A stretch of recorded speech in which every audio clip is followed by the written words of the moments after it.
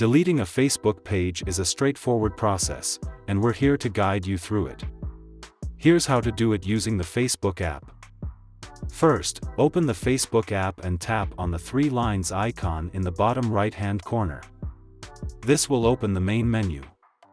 From there, select the arrow down button to access your pages. Choose the page you want to delete.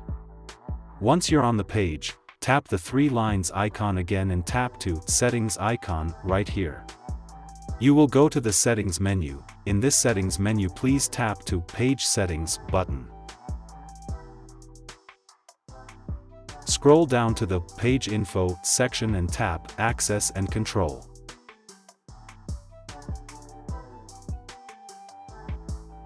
From there, tap Deactivation and Deletion. Choose Delete Page and tap Continue.